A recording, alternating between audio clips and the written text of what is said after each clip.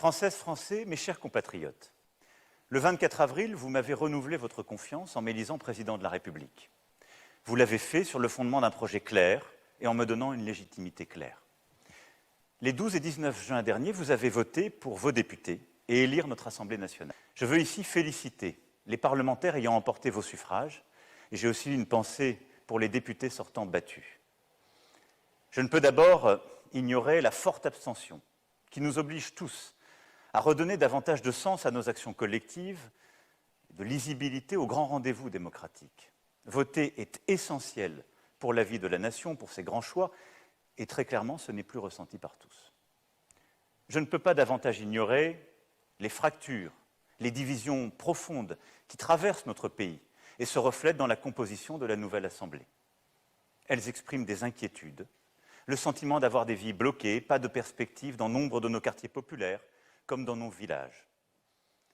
Ces élections législatives ont fait de la majorité présidentielle la première force politique de l'Assemblée nationale. Toutefois, et c'est un fait nouveau, et comme dans la plupart des démocraties occidentales, qu'il s'agisse de l'Allemagne, de l'Italie, de beaucoup d'autres, aucune force politique ne peut aujourd'hui faire les lois seule. Il a manqué une trentaine de députés sur 577, et la majorité présidentielle est en effet relative. Sa responsabilité est donc de s'élargir, soit en bâtissant un contrat de coalition, soit en construisant des majorités texte par texte. Oui, pour agir dans votre intérêt et dans celui de la nation, nous devons collectivement apprendre à gouverner et légiférer différemment. Bâtir avec les formations politiques constituant la nouvelle Assemblée des compromis nouveaux dans le dialogue, l'écoute, le respect. C'est ce que vous avez souhaité, et j'en prends acte. Cela ne doit pas vouloir dire l'immobilisme. Cela doit signifier des accords en prenant le temps de les faire, par le dialogue, le respect, l'exigence.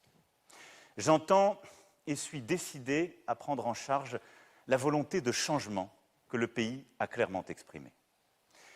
Parce que c'est mon rôle comme garant de nos institutions, j'ai échangé hier et aujourd'hui avec les dirigeants de l'ensemble des formations politiques qui sont en capacité de constituer un groupe à l'Assemblée nationale. Je crois retranscrire avec justesse la teneur de nos entretiens en soulignant d'abord que tous ont fait part de leur respect pour nos institutions et de leur volonté d'éviter un blocage pour notre pays. Je salue cet esprit de responsabilité et je souhaite qu'il s'inscrive dans la durée. La plupart des dirigeants que j'ai reçus ont exclu l'hypothèse d'un gouvernement d'union nationale, laquelle d'ailleurs n'est à mes yeux pas justifiée à ce jour. Beaucoup ont aussi fait part de leur disponibilité pour avancer sur des sujets majeurs et urgents pour votre quotidien, le pouvoir d'achat, le travail, les moyens d'atteindre le plein emploi, la transition écologique, la sécurité. Je crois qu'il est donc possible, dans le moment crucial que nous vivons, de trouver une majorité plus large et plus claire pour agir. Vous le savez, je suis convaincu de la nécessité du dépassement politique depuis le premier jour. Je l'ai largement pratiqué et il répond, je le sais, à l'aspiration de nombre d'entre vous de sortir au fond des querelles et des postures politiciennes, de bâtir par le dialogue, le compromis, le travail collectif. Je souhaite donc dans les prochaines semaines que ce dépassement politique se poursuive avec clarté et responsabilité. D'abord la clarté. Cela veut dire ne jamais perdre la cohérence du projet que vous avez choisi en avril dernier. C'est un projet d'indépendance pour notre pays, la France, et dans notre Europe que nous devons rendre plus forte, qui passe par une défense forte et ambitieuse, une recherche d'excellence, une industrie et une agriculture plus puissantes par des investissements d'avenir, un projet de progrès sociaux, en particulier pour notre école et notre santé, qu'il faut refonder, sur lesquels nous devons réinvestir, un projet de progrès écologique par une planification et des investissements assumés, un projet de sécurité et de justice, mais aussi un projet responsable, c'est-à-dire crédible et financé. Pour ce faire, dès cet été, il nous faudra prendre, nous le savons, des mesures d'urgence pour répondre aux besoins du pays et de votre quotidien. Une loi pour le pouvoir d'achat et pour que le travail paie mieux, des premières décisions pour aller vers le plein emploi, des choix forts sur l'énergie et le climat, des mesures d'urgence pour notre santé, qu'il s'agisse de notre hôpital ou de l'épidémie. Tous ces progrès ne sauraient être financés ni par plus d'impôts, ni par plus de dettes budgétaires et écologiques.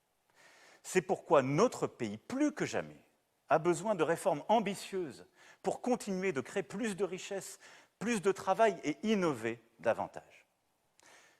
Ça, c'est la clarté. La responsabilité, ensuite.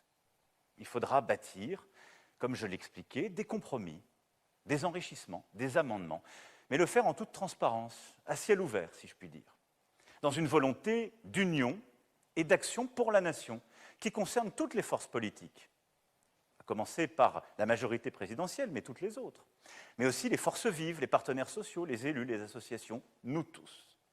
Pour cela, il faudra clarifier dans les prochains jours la part de responsabilité et de coopération que les différentes formations de l'Assemblée nationale sont prêtes à prendre. Entrer dans une coalition de gouvernement et d'action? S'engager à voter simplement certains textes? Notre budget? Lesquels? Pour avancer utilement, il revient maintenant aux groupes politiques de dire en toute transparence jusqu'où ils sont prêts à aller. Demain et vendredi, je vous représenterai au Conseil européen, où nous allons examiner en particulier la question décisive de la candidature à l'adhésion de l'Ukraine à notre Union européenne et du contexte géopolitique. Dès mon retour, à la lumière des premiers choix, des premières expressions des groupes politiques de notre Assemblée nationale, nous commencerons à bâtir cette méthode et cette configuration nouvelle. Voilà, mes chers compatriotes, ce que ce soir je voulais vous dire. J'ai confiance dans l'esprit de responsabilité de tous. J'ai surtout confiance en vous, en nous. Vous avez, en avril et en juin, fait 2 choix clairs, et j'en prends acte. Ma responsabilité, c'est de les faire vivre.